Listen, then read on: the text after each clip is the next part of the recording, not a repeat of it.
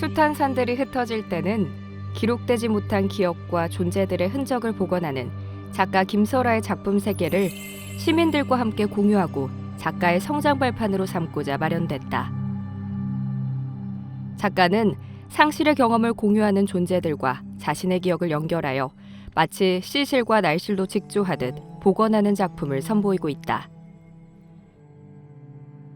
전시는 작가가 머물렀던 장소와 시기에 따라 9개의 검은 구멍, 사자의 은유, 진동하는 고요, 눈물, 그 건조한 풍경, 기억의 팔림프세스트 등 작가의 최근 작품부터 시작해 인도 유학 시기로 거슬러 올라간다. 이러한 구성을 통해 작가의 신체적, 물리적 경험에 기반이 되는 고향에서의 경험과 기억이 작가의 작품 속에서 정신적, 추상적 층의 경험으로 어떻게 확장됐는지 살펴볼 수 있다.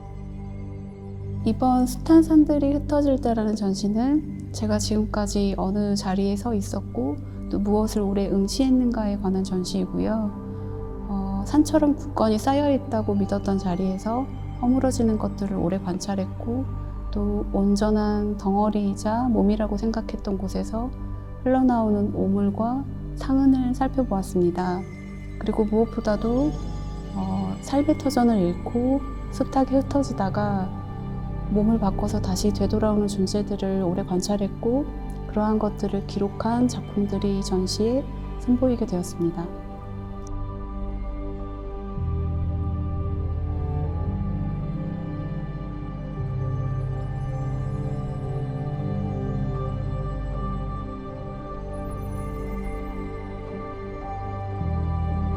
아홉 개의 검은 구멍에서는 무너진 음성, 소문, 징후, 숨소리, 흉흉 등의 연작을 선보인다.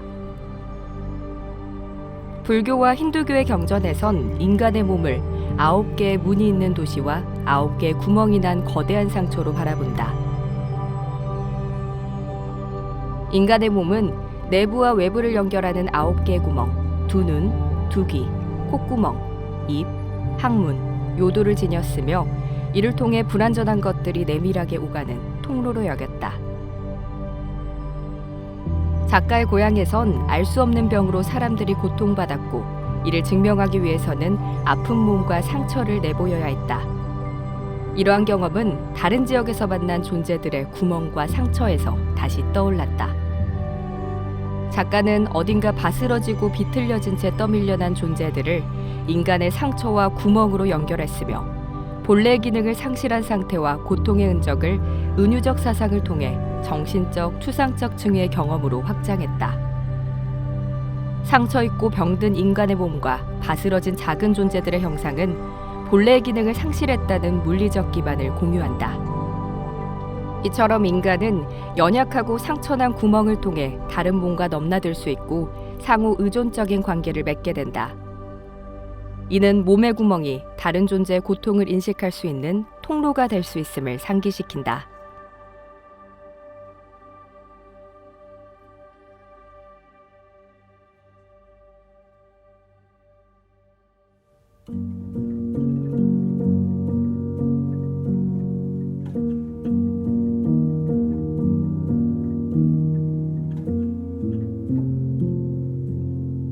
사자의 은유에선 거대한 힘 앞에 무력했던 존재들에게 드리워진 묵시록적 풍경을 상상한다.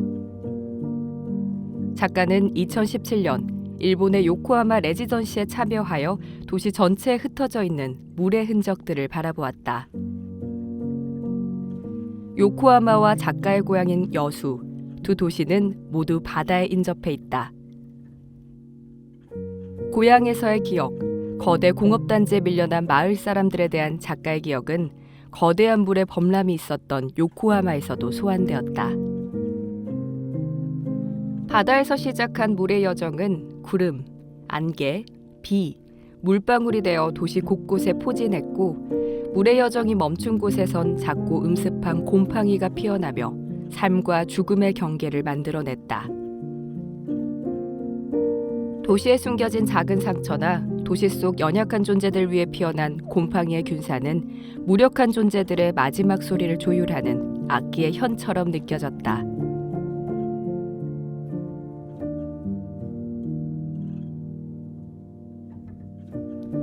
작가에게 곰팡이는 마치 한 생명을 죽음으로 인도하는 저승사자와 같으며 보이지 않는 것에 대한 두려움과 불안, 공포를 드러내는 존재가 된다.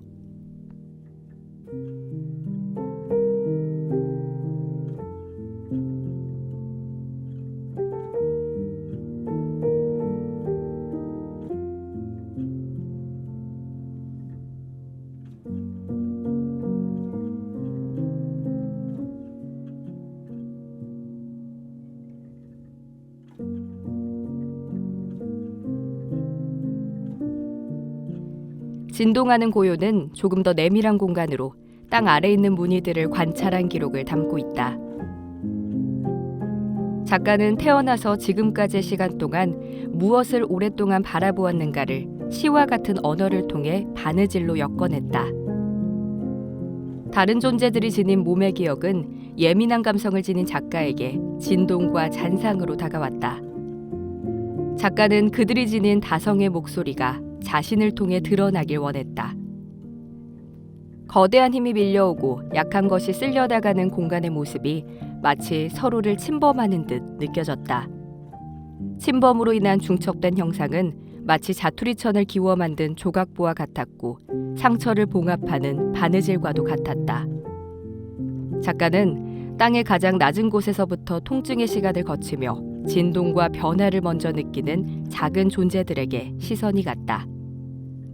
살기 위해 버둥거리는 몸짓, 찢어지는 천을 깁는 바느질, 상처를 치유하다 남은 흉터, 이 모든 중첩된 형상들이 시실과 날실로 직조된 듯 표현된다.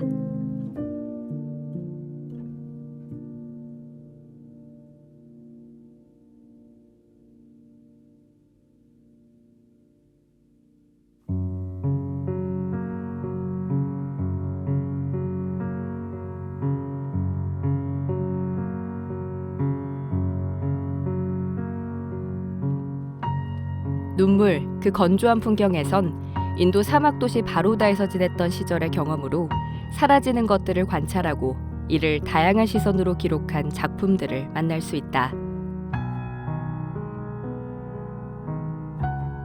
낯선 땅에서 마주한 것은 아침에 살아있던 게 저녁이 되자 죽음을 맞는 생과 사가 한눈에 들어오는 건조한 풍경이었다.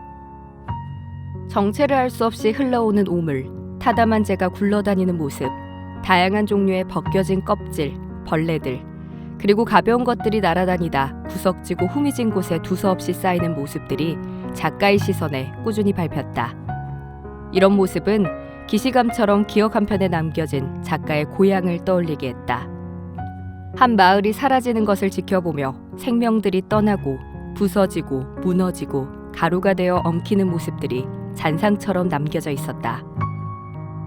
제가 나고 자란 곳은 이제 전라남도 여천시 중흥동이라는 작은 마을이고 저희 조부모님, 부모님, 저까지 이제 살아왔던 마을인데 70년대부터 이제 화학단지가 들어서면서 조그맣게 모여있던 마을들이 점차 사라지게 되었었는데요. 생명들이 나가버린 공간들을 오래 응시하게 되기도 했었고 한 공간이 우리가 거주하고 있는 공간이 얼마나 피폐해지고 또 폐허가 될 수 있는가를 오래 경험으로 겪었었던 것 같습니다. 그래서 그러한 경험들이 저의 작업 전반에 이렇게 스며들어 있고요. 이것에 대해서 가해와 피해를 얘기한다기보다는 누군가는 각기 다른 방식으로 기억하고 기록해야 된다고 생각하고 있습니다.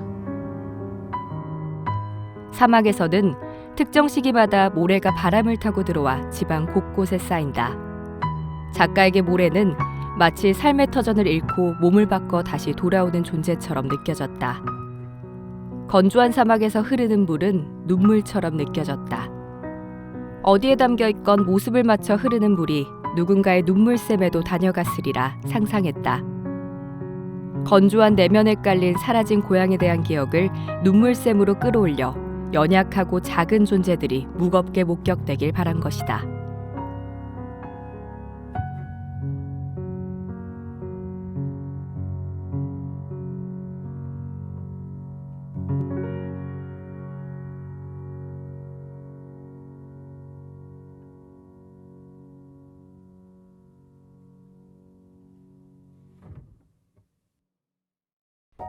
팔림프세스트는 중세 서양의 필사본으로 글을 지우고 그 위에 다시 쓸 수 있도록 만든 제록 양피지다.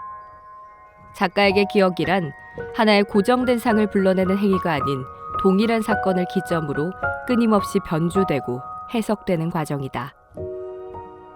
작가는 2008년 인도로 유학 생활을 시작한다. 작가는 한 번도 가보지 못한 곳에서 먼저 무엇을 할지 상상해 보았다.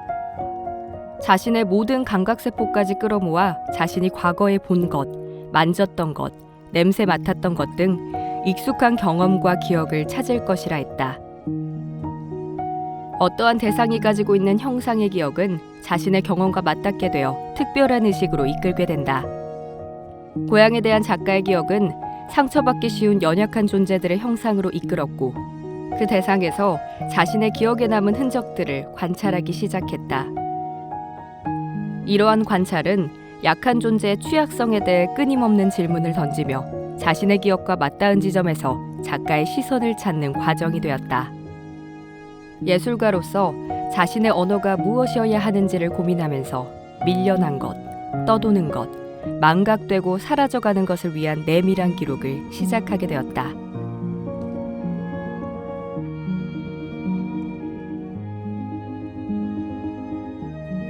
예술가의 시선은 어느 곳에 머물러야 하며 그 무엇을 보게 하는 힘은 어디로부터 오는가? 작가 김설아는 스스로 이런 질문을 던진다.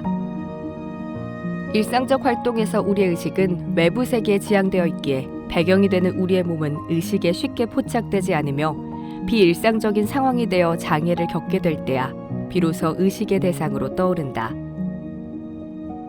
작가가 주목하는 몸에 대한 기억은 바로 이 지점에서 생성되어 작가가 바라보는 대상을 제약하게 된다. 작가가 어디에 있건 어느 대상을 바라보더라도 본래 기능을 상실하고 밀려난 고향에서의 경험과 기억이 작가의 시선을 연약하고 부서지기 쉬운 작은 존재들에 주목하게 한다.